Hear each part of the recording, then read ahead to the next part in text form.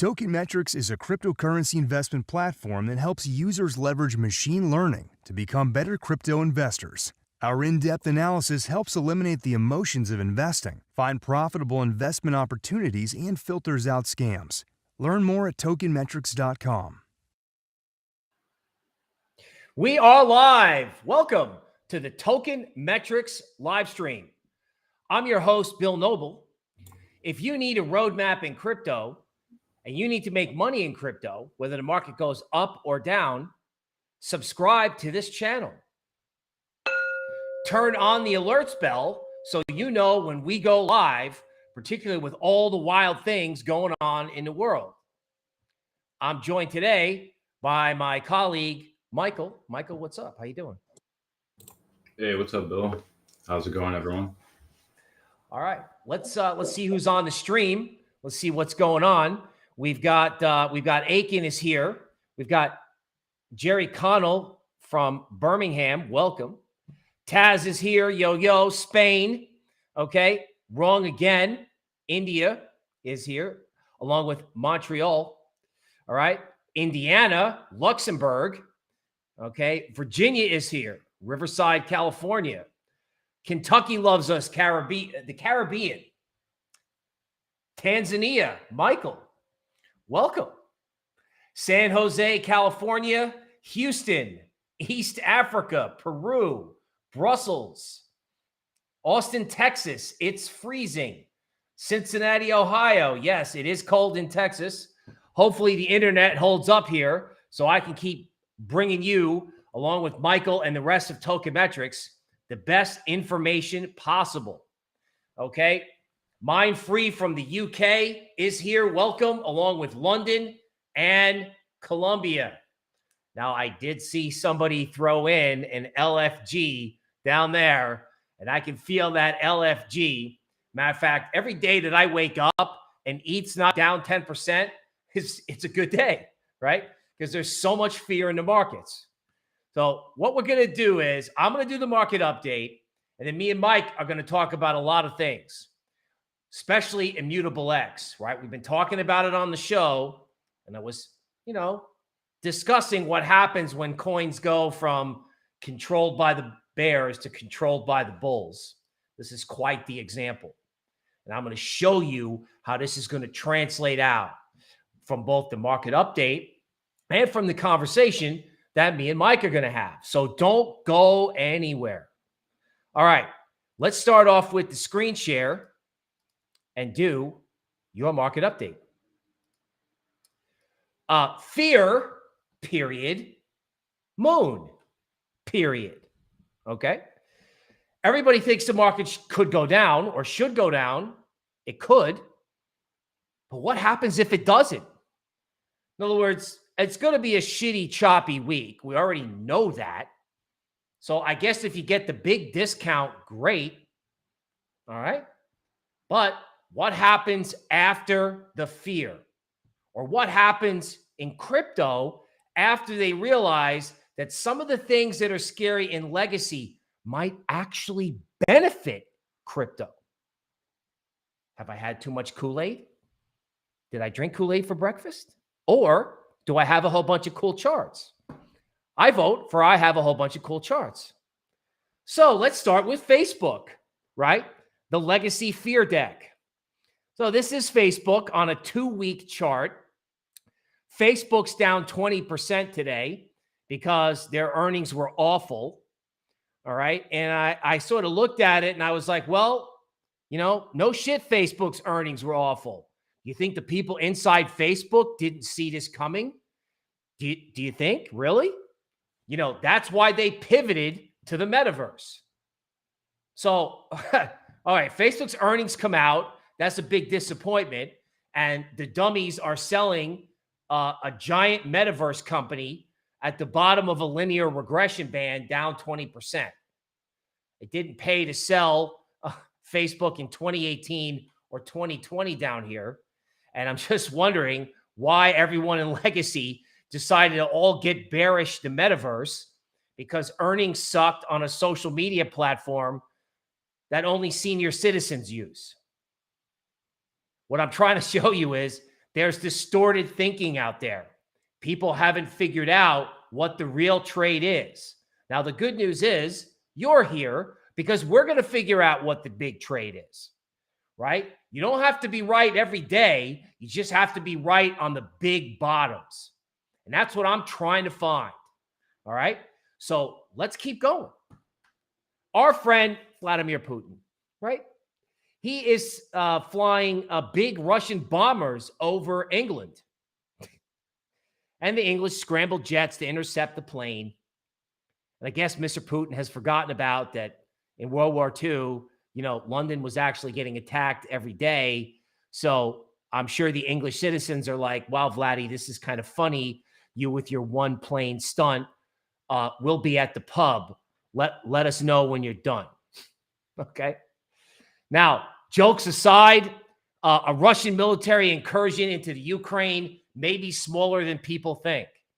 They may just roll tanks across the border and then show pictures of, Russian-speaking Ukrainian citizens welcoming Russian troops. I don't think it's World War III. Matter of fact, I think it's kind of the opposite. It may wind up being a CNN photo op, at least in the short term. Putin is probably trying to force a political solution and prevent NATO from putting nuclear weapons on his border. Honestly, can you blame him? Okay, even if that assessment is incorrect, a big Russian move into the Ukraine may be a March or May phenomenon. So Vladimir Putin is not a nice guy, but, that doesn't mean that his enemies or his adversaries are necessarily nice too, right? I just don't think this World War III thing that's being built up in the Western media is accurate, right? And I don't think it's a reason to dump crypto, all right? So until shooting actually starts, there might be some shooting, right? But again, if there's shooting and it's not World War III, what's the next trade? Down or up? I think it's up. Honestly, yeah, people will freak out initially.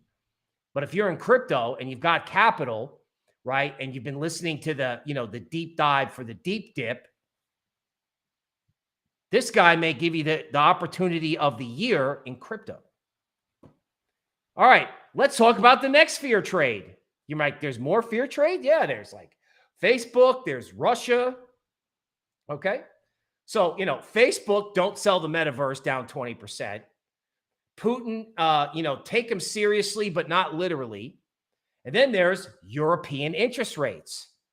Okay, so for everyone who lives in Europe, you know what's happening at the grocery store and at the gas pump. And you probably know what's also going on with your electric bill. Now, that started to affect European bond markets, right? Inflation up, interest rates up, usually long-term interest rates. Now, to make a long story short, the European Central Bank can't do what the Fed, they can't raise rates. And here's why.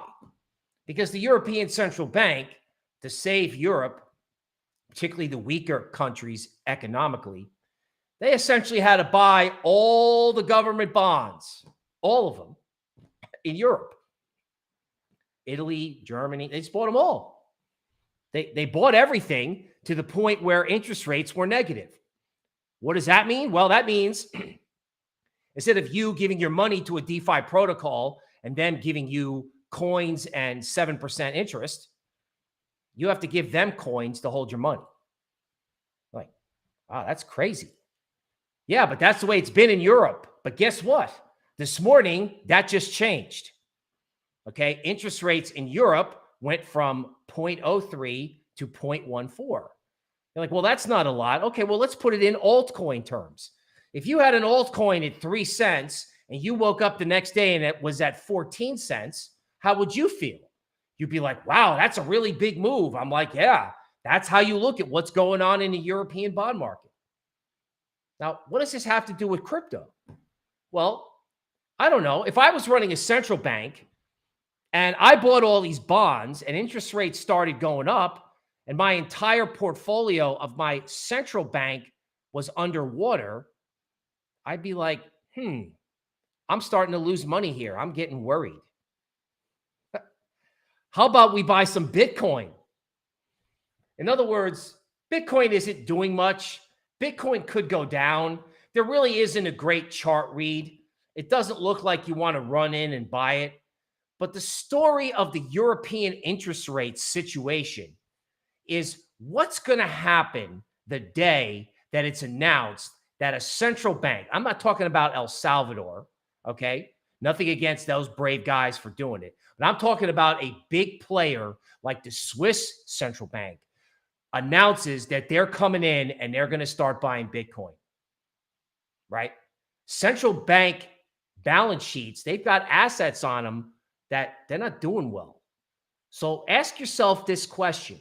What happens if governments start buying Bitcoin, right? One of the ways you want to play the market is when everybody is thinking about fear. That doesn't mean you want to FOMO in, but you want to think differently from other people so that you can make the most money, right? You can be there ahead of them. What happens if central banks, because of inflation and bond market disasters, start buying Bitcoin? Now let's talk about inflation. So this is the next thing that everyone is afraid of for good reason.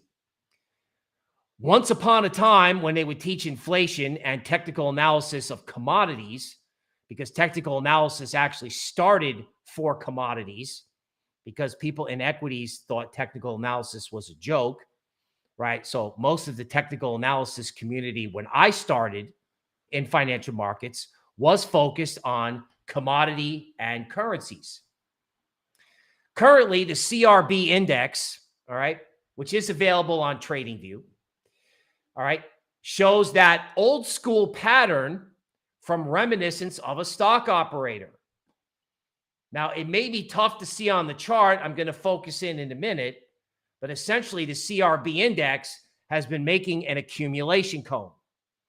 This formation comes from the diary of a famous trader, Jesse Livermore, that was turned into a fictional book. So commodities may continue to go up. If commodities continue to go up, you have to start to ask yourself, will digital commodities become a part of this rally? This structure shows commodities can continue to go up. Now, maybe it's a top, but this is the CRB chart zoomed in, right? So as this whole inflation fear trade picks up, so keep in mind, on February 10th, the U.S. Consumer Price Index comes out, right? Now, that's probably not going to be a good number because look at the price of soybeans. This is soybeans for delivery in May, right? Soybean prices are up, up, up, up because Russia stopped exporting fertilizer, okay? Fertilizer prices go up, crop prices go up. Now, today's the February 3rd, so that means we may have 3 to 6 days of El Succo price action because everybody's afraid of the inflation number. Well, what happens when the inflation number is done? So it prints, it's either good or not good. You know, food prices are going higher. Central banks can't stop that. Everyone gets upset. And then maybe somebody goes, what about digital commodities? What about Bitcoin and Ethereum and NFTs and Metaverse land? How about that? Why the hell is everybody selling? Silly, right? Okay.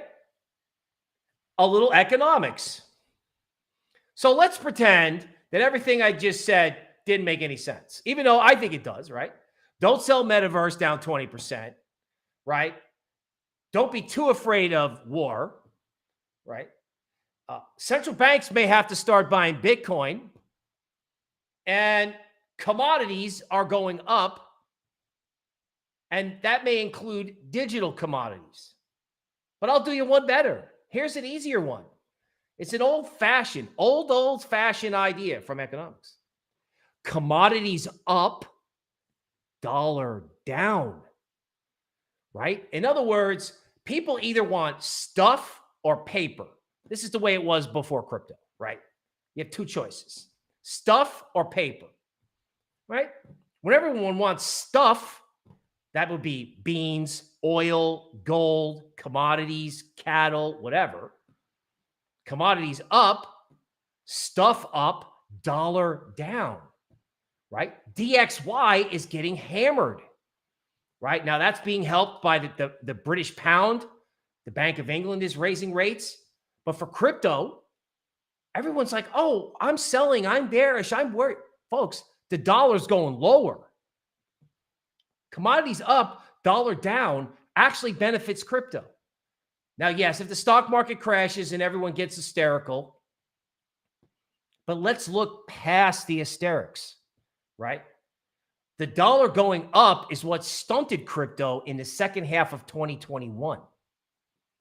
What happens if the dollar continues to go down? And then a week from now, everyone goes, gee, did you notice the dollar's going lower? They're like, yeah, everybody who listens to the market update is already long. Fear, period, moon. Now, speaking of moon, let's talk about Ethereum. Matter of fact, let's talk about Ethereum in a way that no one else is talking about Ethereum. We did some statistical analysis way back when that says Ethereum does well if the dollar goes down. Matter of fact, if you ever want to see ETH 5K or ETH 10K, you probably need a rally in commodities, you probably need a rally in metals, and you probably need just a decline in the dollar in general. Who is talking about that as it relates to Ethereum? Nobody. Bill and Mike on the Token Metrics YouTube channel. That's who. All right. Now, Ethereum could go to 1900, but don't we all know that? Seriously. You know, hey, good morning. Ethereum could go to 1900, and that's the market update. Come on. No. What happens if the dollar goes lower and everyone's looking for a new low in ETH and they don't get it? In other words, I always say this. What happens if the market is supposed to go down and it doesn't? What's it going to do? It's going to go up. Okay, so maybe people get hysterical and sell ETH below 2K. Well, we all know what to do if that happens, right? But this idea, okay, that a lower dollar and higher commodities could benefit crypto is not being talked about. Okay, so let's look at Ethereum and let's look at ETH correlated coins. So from tokenmetrics.com, you can click a button and say, all right, if ETH goes up, what coins can I buy that might, go along with ETH? So look what we have. We have FTX token, Cardano, Elrond, right? Things we've been talking about on the stream, right? Everybody's given up on Cardano. Interesting that could go up if ETH goes up. Now, I've got an Eth Tweet Reminder here. Mike, can I cut over to you, and can you give us some color on the amount of ETH that's being burned in the system right now? Yeah, definitely. Let me go ahead and share my screen here. So yeah, pretty fun statistic here that I found scrolling through Twitter late last night. I don't know if you guys can see this. Let me go and zoom in. So Bill Gates made approximately $330 million this month. Elon Musk made $200 million this month. Meanwhile, approximately 983 million of Ethereum has been burnt. So EIP 1559, this is the proposal to burn Ethereum, is essentially like two copies of Bill Gates and Elon Musk buying market ETH every day with their respective paychecks. So definitely not a reason to be bearish on ETH. Right. So as trading volume picks up in, say, NFTs, the more volume that's traded in that market, the more ETH that gets burned. Is that correct? Do I have that right? Exactly. I mean, with EIP 1559, Ethereum is getting burnt every day with every transaction that occurs. And according to this statistic, it's essentially like two copies of Bill Gates, Elon Musk, essentially buying Ethereum every day and holding it. So there's no reason to be overall bearish on where ETH is going with this amount of burn that's happening. Ethereum is quickly becoming hard money every day. Right. So interesting. We talked yesterday, going back to the market update slideshow. We talked yesterday about how, you'd see these dips, right? When you get uptrends, right, in environments where it's negative or there's a lot of fear. And when you get these down drops like yesterday morning, it looks like it's going to zero. I mean, Ethereum down 6% yesterday looked like it was going to zero, right? Yeah. Everyone's like, oh, it's going to 1900, right? Well, one reason for Ethereum maybe having a downturn in the past 24 hours or 48 hours was a wormhole bridge hack that happened. Essentially, users who want to switch their assets from underlying in Ethereum to Solana, they would use this wormhole bridge, and it was recently hacked for 120,000 Ethereum on Solana's side. So it's causing some liquidity problems for both Solana and Ethereum, as 120,000 ETH has been unaccounted for. Right. So again, interesting that the crypto world, me and Mike talked about this before the stream. So basically there was a plumbing problem with wrapped ETH, and 120, did I read 120,000 ETH? There's like, 120,000 ETH got misplaced, and the protocols had to figure out how to make good on it. Now, naturally, that fits into a category of what everyone else is talking about, right? In other words, yesterday, everyone's like, oh God, there's a problem with ETH or wrapped ETH. And then, of course, you have this chart where we have the death cross, right? And this is why I hate the death cross, because everybody can see it. The media writes about it. Everyone draws it on their charts. And the whole world is looking at the same thing. Okay, now, again, can Ethereum go lower? Sure. Is there a short-term tactical case for Ethereum? Not really. But if you look at the next week, a paltry 5 to 7 days, do you want to look at what everyone else is looking at? Or do you want to look at something different so that when the world realizes what you know, that's when the thing snaps and turns around and moons? Okay. So yes, this is not a good chart formation. Yes, that was not good about ETH. Meanwhile, the dollar is going lower, okay? And ETH is being burned like, $1 billion at a time. All right? So let's think about that. Now, Immutable X. So last night, I went back and I replayed exactly what I said about Immutable X. I said, well, it looks like the bears are selling every uptick, right? But you have to be advised that if it goes above a certain level, then that could change.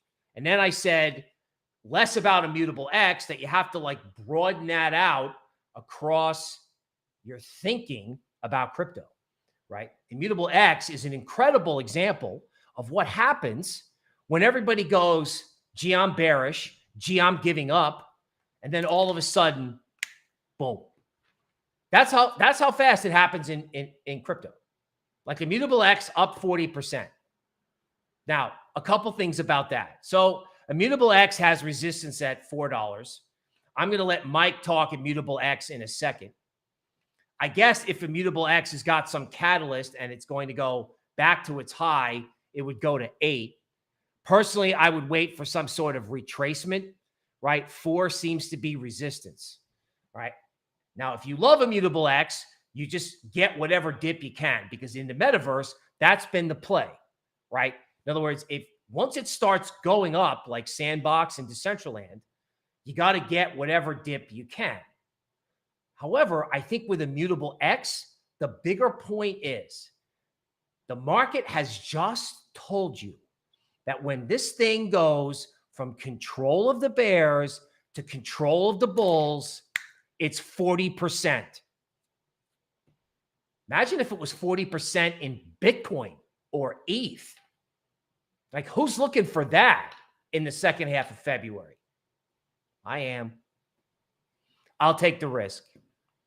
All right. That's the lesson of Immutable X. Now, Mike, let's switch back over to you. I believe Immutable X was something that, we found a long time ago, and I know everyone's like super interested in on it. So maybe you could sort of give us the Immutable X cliff notes. Yeah, definitely. Let me go ahead and share my screen here. So we did this investment report, I would say 4 or 5 months back, and it was regarding Immutable X. We really liked the project because of the fact that it's a layer 2 scaling solution for Ethereum utilizing ZK rollups, and it was initially created for their own game, which is Gods Unchained. And currently, Gods Unchained is one of the fastest and most revenue earning gaming platforms, play to earn wise. And now IMX has apparently partnered up with GameStop. So GameStop is very big in Reddit and also in the DeFi communities, as there's been a lot of talk of potential partnerships with Loopring, but apparently they've partnered with IMX. And another bullish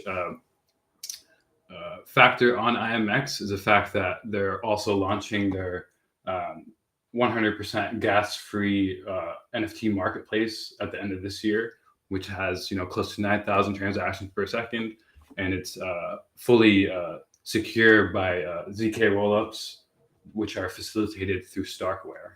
So very reputable project. Excited for the potential of this marketplace coming out, as there's been a lot of hacks with OpenSea and self custody of NFTs, which OpenSea has underlying control of. So IMX is taking on OpenSea as well as other layer 2 solutions, but it's targeting the gaming and metaverse NFT sector mainly. Some other things to note about Immutable X is the tokenomics. It's really oriented towards the development of the project. We could see here some features you get from holding the token. You get protocol transaction fees. So if the marketplace becomes a reputable one, you'll be getting some handsome rewards or transaction fees from the underlying marketplace, as well as staking, governance. And we could see here from the tokenomics, they're really oriented towards the development of this project. The ecosystem development, 51%. This is going to partnered games. One of the games that's partnered is Ember Sword Online, and that's creating a AAA gaming studio as well. So a very cool future for Immutable X. Has the potential to have an NFT marketplace, become the go-to scaling solution for games, as well as the potential to essentially become like an index play on the gaming sector if more games become or utilize the layer 2 solution that they're providing. Excellent. All right. So a couple things I'm pulling from that. One, gaming tokens may be overvalued. So if you're looking for index exposure to the gaming sector without owning overvalued gaming tokens, Immutable X becomes interesting. At least that's, did I get that right, Mike? Does that make sense? Yeah, exactly. And just the upcoming marketplace is very bullish sentiment with the recent things that's been happening with OpenSea, with self-custodial hacks of wallets.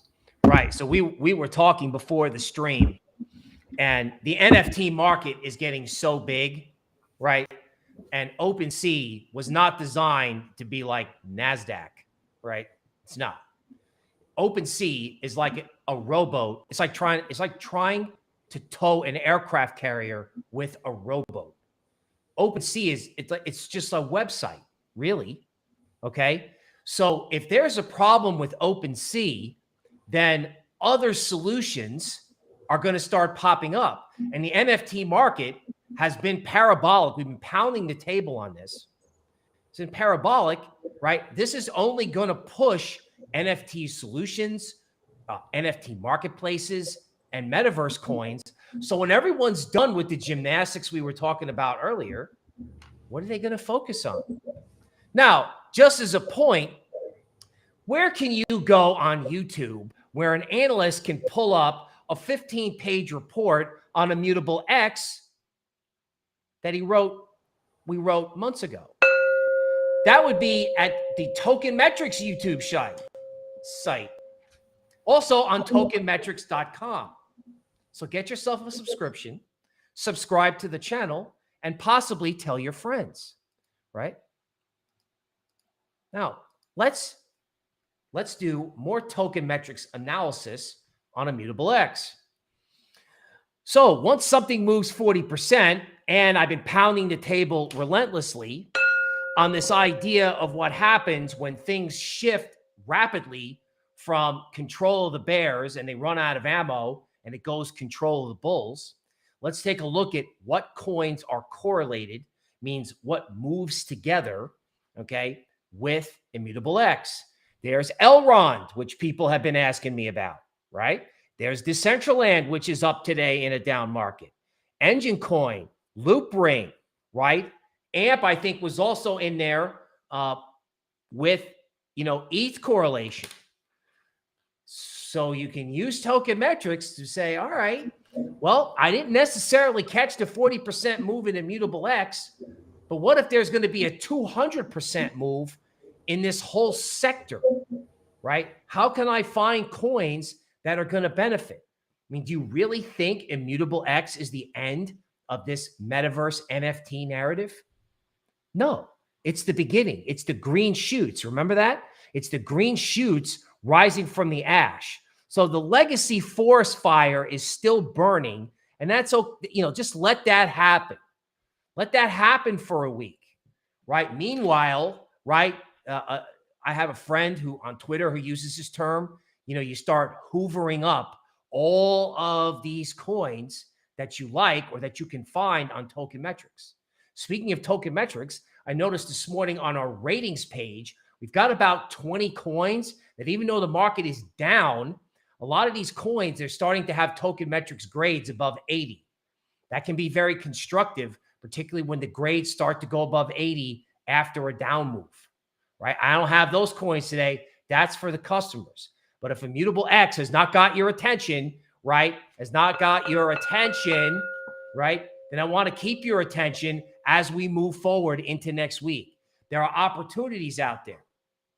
More Token Metrics cool stuff, right? Crypto.com, the daily index. So every day, okay, Token Metrics will give you like a coin portfolio broken up by exchange. So the daily coin portfolio today has got XRP. It's got Kyber, which is interesting, right? We've been talking about this for a while, and it's also now got Avalanche, right? In other words, with some stuff going up and some stuff going down, it can be tough to run a daily YouTube show, right? This is not a low stress experience to give you 40 charts per day, right? So I wake up and I go, gee, what am I going to do? And like a nanosecond later, I go, wait a minute, I got to go to Token Metrics. As soon as you get a subscription, you're going to do the same thing, right? If you look at FTX, right? FTX token is 20% of the index. And FTX token has been there for a while. Okay, let's take a look at Decentraland.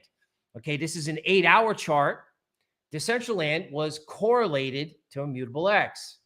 Okay, Decentraland went from like $1.90 to $2.80, and now it's doing this like really quiet correction, quietly, right? It's just sitting there, right? Meanwhile, everyone's all worried about Facebook. The decentralized metaverse is quietly getting ready, probably for a move up to 320. Now, could it go to 220? Could I get hosed? Yeah. But, you have to venture out there. Nothing ventured, nothing gained. Okay, here's the FTX token. Now, FTX token went to 46. I was like, I love it. Then it turned around and crashed in my face. So what? Now what? Guess what? It went right back up, okay? And now it's kind of hovering just above 40. 36 is support if it gets ugly, right? But ask yourself this question. if this whole market turns around in a week, there's a coin that did well when everything else was going lower. So what's that coin going to do if the market ignites? Think about it. Now let's look at Total 3. Total 3 on TradingView is crypto market cap without Bitcoin and Ethereum. So in other words, it's Solana, Avalanche, Polkadot, Cardano, Phantom, Near, right? All Sandbox, Decentraland. Now, I've said that this metric has got to get above 712 billion in order for the crypto market to sort of get out of bear mode, right? Now, as it turns out, here's the truth, right? Total crypto market cap is currently at like 650 billion. If the market shits the bed, it could go to 583 billion. That's like ETH at 1900. That's everyone selling. That could happen, right? Now, what happens if it doesn't? Well, if it doesn't happen, it could go above 712 billion and it could go to 805 billion, say in the second half of February. Now you're like, wow, Bill, that sounds kind of ridiculous. Yeah, it does sound ridiculous, right? You want to have analysts in your portfolio. You have portfolios of coins, and you want to have portfolios of analysts like me and Mike who will tell you things that let you stretch your imagination. Traders trade, but analysts get paid for imagination, because if the imagination is right, then you're buying lows and selling tops. Okay? And if you're wrong, then you just get stopped out because you're going to use a stop, right? Hey, Luna. So we've talked about this, right? Crypto YouTubers are starting to get positive on Luna. That's good. Okay. Mehdi and I discussed, Luna being a buy probably around 50. And it's pretty simple for Luna. If Luna doesn't break down and go to 20, right, then Luna could turn around and go back to 80. So there are some things on the Luna chart that don't look very good. Honestly. Now, what happens if it's supposed to go down and it doesn't? This is the approach I want you to take with the rest of the market. Cosmos. Okay. Cosmos never went down. Okay. Cosmos came roaring back today after doing this, kind of liquidation, stop everyone out bullshit yesterday. This is what the market does, right? The immutable X lesson. Bears go push, push, push, push, and then they stop. And then as soon as they stop, it goes up 10%, 20%, 50%, or whatever it's going to do over the course of, say, 2 weeks to 6 weeks. What happens if the NFT price action spills over into the crypto market once the legacy hysterics are done? I'm not saying that there aren't legit problems in legacy, war, inflation, that's all serious stuff. Okay. But if it doesn't stop crypto, if it doesn't kill crypto, then crypto is going to go from green shoots to a giant tree quickly. Now, if I had told you that yesterday, I have been trying to say that, but if I told you that yesterday, it doesn't have as much meaning as it does today after the immutable X trade. So the big question is, what's the next immutable X? Is it Decentraland? Is it Vulcan? Is it OMG? Is it Bitcoin? Is it Ethereum? Right? Who's talking about Ethereum 5K? Ethereum 5K was assumed last year, just like Bitcoin 100K was assumed last year. Folks, this is the deep dip, deep dive. Think bullish when everyone else is running for cover, and that is the market update. All right. Poor Mike, I told him before the stream I was going to try to keep it to 20 minutes. Guess that didn't happen. Sorry, Mike. All right. Let's see who we got going on here. Let's see what we have on the stream. Okay. I think I just saw. Okay. So we got people from Eastern Europe, Portugal, Okay. Okay. Go Toronto Maple Leafs for the New Jersey guy who likes the New York Rangers. Yes, that's correct.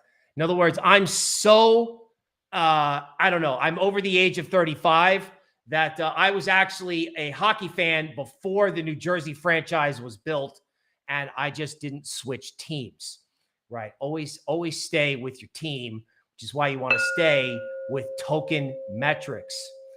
All right. All right, Mike. So we did some immutable X. I think you got some other stuff. I think you've got some stuff related to decentralized NFTs. Why don't you let them know what you got on that? Yeah, 100%. Let me go through my segment here. It's going to start off with like a PSA. Make sure if you guys are Atom holders to be staking Atom on its native wallets. I believe you have several options to do so, but if you are, you'll be eligible for airdrops like Juno Network. So this is one project I wanted to highlight to you guys. This one scored at 80%. It's going to be a smart contract based network or a sister hub to Cosmos. And what they're planning to do is, onboard, millions of DeFi users through Juno. This is Cosm, Wasm, and Ethereum virtual machine compatible protocol. So what that means is inherently this protocol that has smart network or smart contract capabilities can integrate Rust-based programming languages, so Solana, DApps, as well as Substrate DApps, which is Polkadot related. And this project, it was airdropped. 50% of its supply was actually airdropped to Atom holders. So that's one reason I wanted you guys to be sure that you're staking Atom on their native wallets. And its tokenomics are pretty top tier. The team is holding or has a vesting schedule of 12 years. So this token is not going to be dumped on your face by investors or the team. Actually, there was no investors as well. So it's a fully community-backed project that's launched within the Cosmos network, and it's planning to onboard users from Solana, as I mentioned, Polkadot, and Ethereum through the IBC consensus and compatibility that's created there. So this project, again, it was airdropped to users. It's quickly becoming a developing platform for users within this Cosmos ecosystem. We can see here they already have 47 apps being built out. So we can quickly see this becoming a value aggregator of Cosmos ecosystem as a smart contract network. And on the NFT and Metaverse play, Bill had mentioned this is a project that caught our eye this week. Let me load up the website here. Give me a minute. By the way, as Mike does that, I'm working on a couple coin requests. So it's not going to be a huge altcoin overtime, but let Mike get back to what he was doing. Yeah, so this is BreederDAO. This project is quickly becoming the factory or NFT asset creation hub for the Metaverse. So currently they're partnered with 8 games, 4 big ones: Cyball, Crabata, Axie Infinity.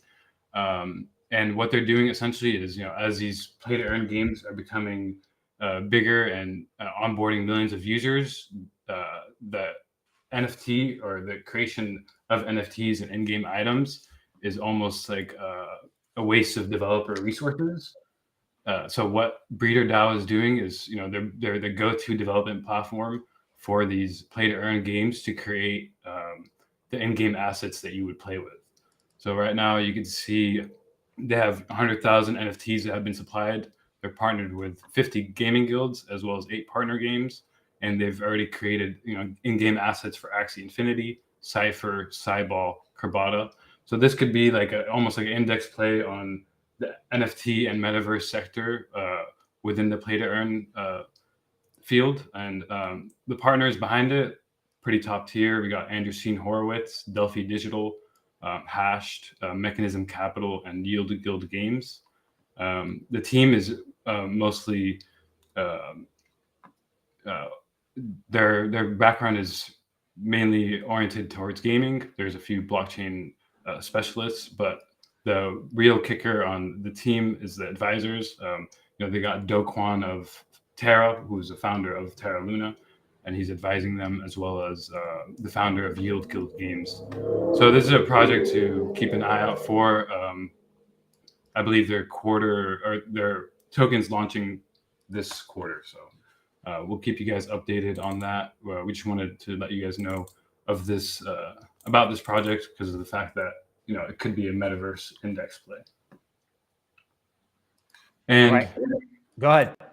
Yeah, I just wanted to run through this project as well. I know you guys might have heard of all the OpenSea exploits that happened recently. So a lot of individuals who own NFTs on OpenSea have been getting their NFTs stolen outright. And this platform, LooksRare, is quickly becoming the number one competitor to OpenSea. They're offering staking rewards as well.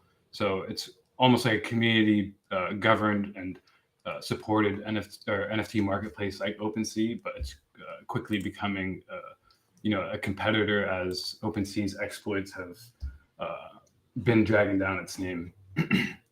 So this one scored a 77%. The team behind it is anonymous, but you can get very handsome staking rewards, and the ability to trade NFTs is pretty liquid. I believe the majority of the recent sales for Bored Ape Yacht Clubs that have been in tremendous value have occurred on LooksRare. Wow, that's interesting. Yeah, definitely. And if you guys wanted more information on Immutable X, let me pull up this crypto deep dive report here. So yeah, we did this report 4 or 5 months back, and it was before the actual launch of Immutable X. And if you were fortunate enough, you would have been able to essentially been a part of the ICO of Immutable X.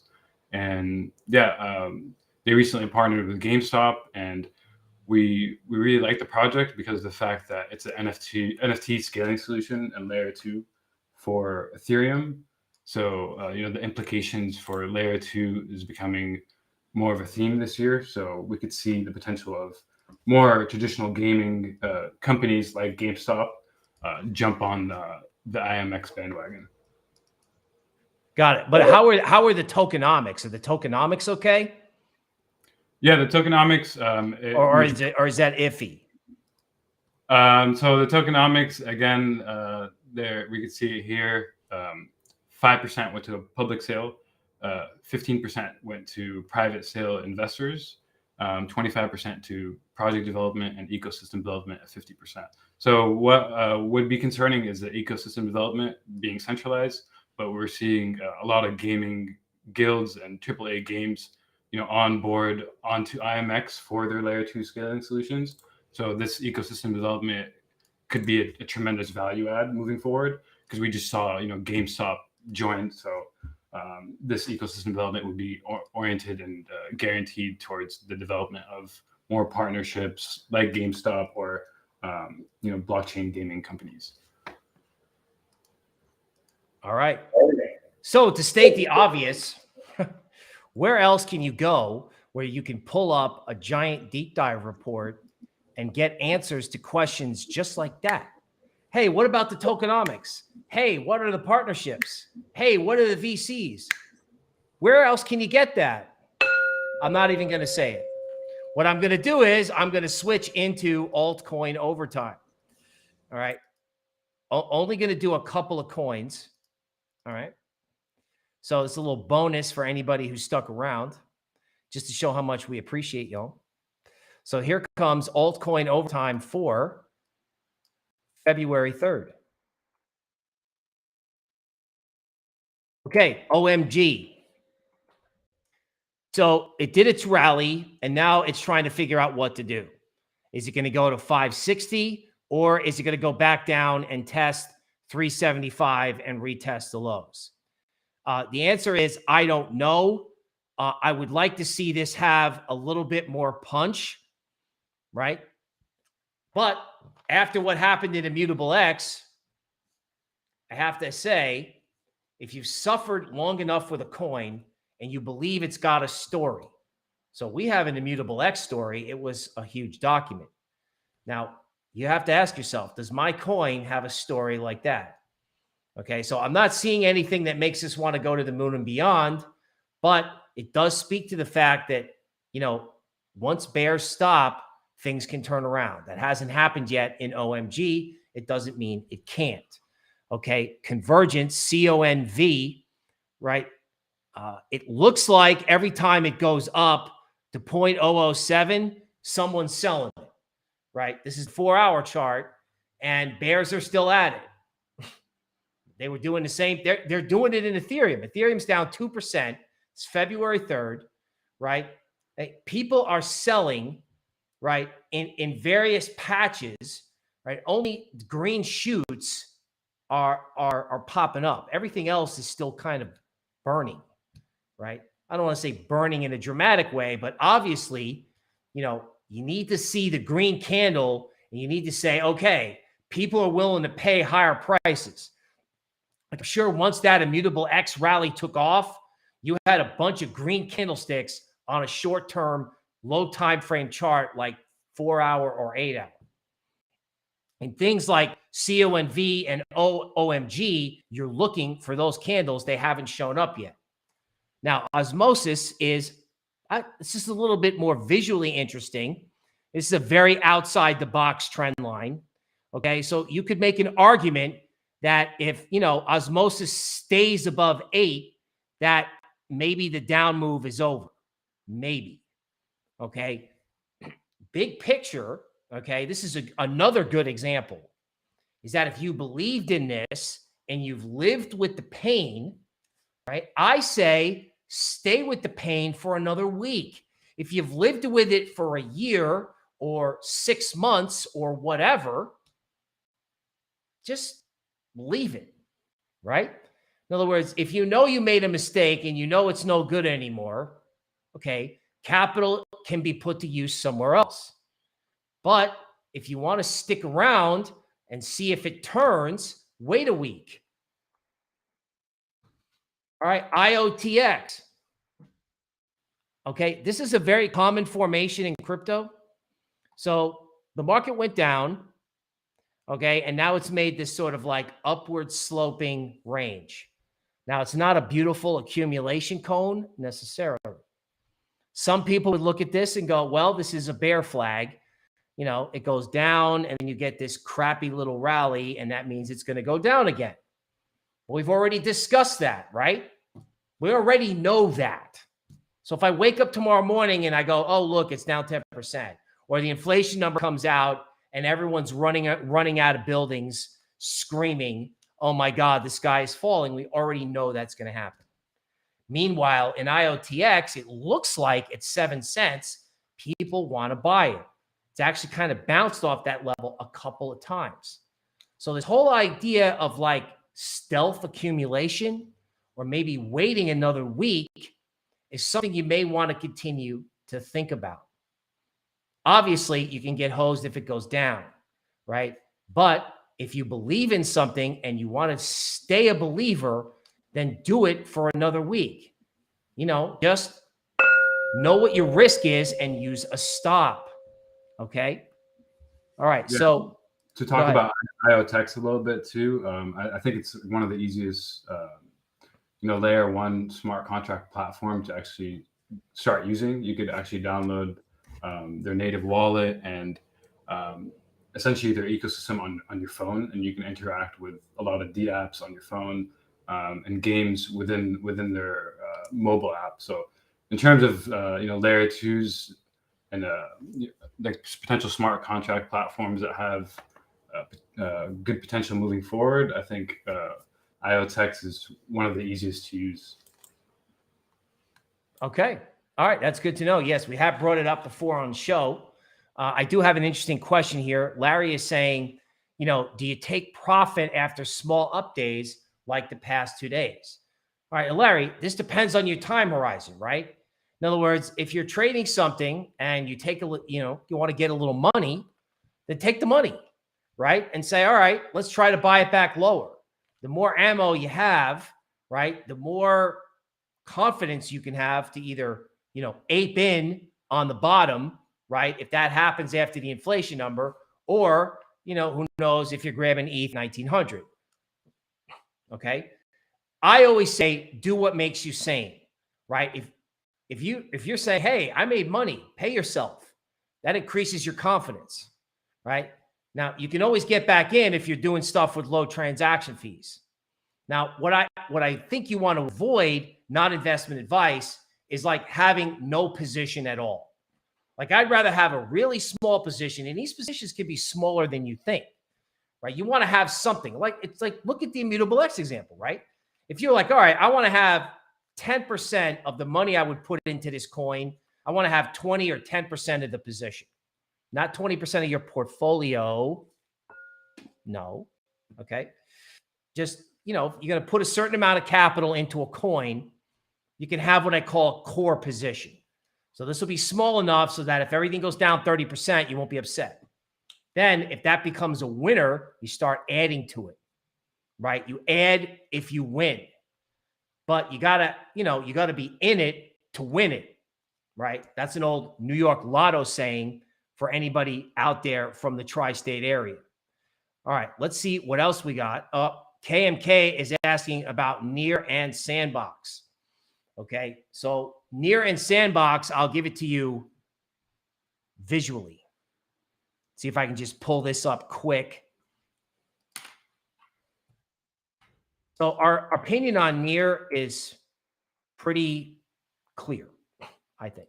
We've been talking about this as a possible candidate for a parabolic. In other words, if something's going to really just take off and keep going, right? In our opinion, it could be Near. Could be something else too.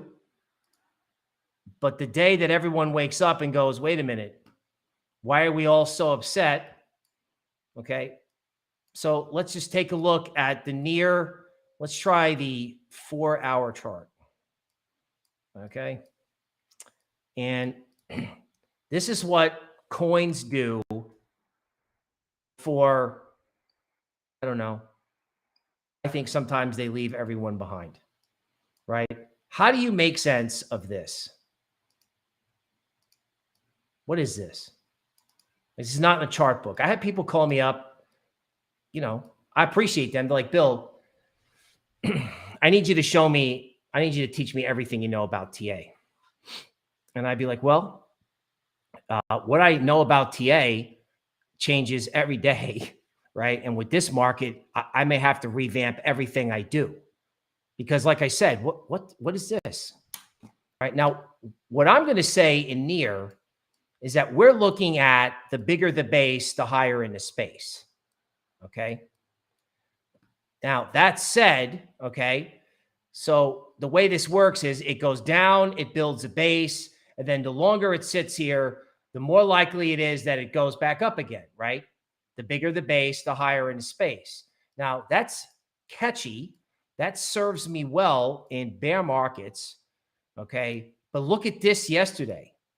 This is the point I'm trying to make about what this market is trying to do to your head, right? That I'm trying to save your mind, right? Almost like Morpheus in the movie, right?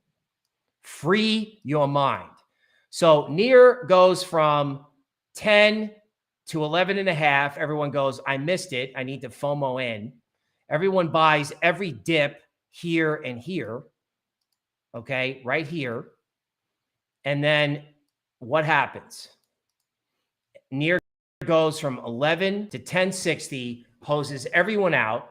Now, smarter money was down there buying the dip, but it's impossible to trade these things. And it's also impossible to sit and look at it. I mean, if I wake up every day and I hold my phone on my chest and I go, all right, take a deep breath and prepare yourself in case the whole thing's down 10% on some overnight black swan. I look at my phone and I go, okay, It's only down 2%, carry on. What NEAR is doing is shaking everybody out. The whole market's doing this. And I think it's even more pronounced in NEAR, right? Shake you out, shake you out, shake you out, and then turn around. And what happens? What happens if you let them scare you out of the market? Okay. There's a difference between being patient, right? Waiting for negative catalysts to pass. There's also risk management, right? So you can be patient. You can manage risk. You cannot get too high on the highs or too low on the lows. That's what my father used to say. Keep it even, Steven, so that when it's time to pounce, you're ready. These streams every day, even though sometimes I show the same coins, I'm trying to provide variations of the lesson, particularly as the fear layers in legacy get revealed. The more fear they build up over there, the bigger the crypto moonshot can be, okay, if it turns. I mean, if it doesn't turn, it's going down.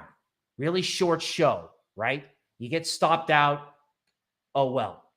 But if you're right about this and you've got the right position at the right time, crypto could give you 6 months of gains in 6 weeks. Okay? So the live stream is about analysis, trading, okay, deep dives with Michael, analysis of small coins. Okay? Final word. Token Metrics is telling you about stuff before everyone else is telling you about stuff, whether it's human analysts like Michael, okay, or it's our artificial intelligence, right?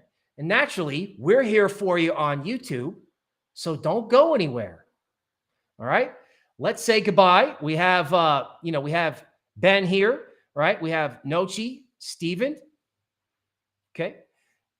We have Javier with Mexico in the house, okay? And Ben J says, my mom still says this, right? Don't get too high on the highs. Don't get too low on the lows. I may have to tape that, okay, up on my wall to prevent FUD and FOMO at a personal level. So, Bubba, you're welcome, all right, to our friends in Romania. All right, have a good day and have a good night. I will be here tomorrow. On behalf of Michael, this is Bill Noble signing off. We will see you tomorrow.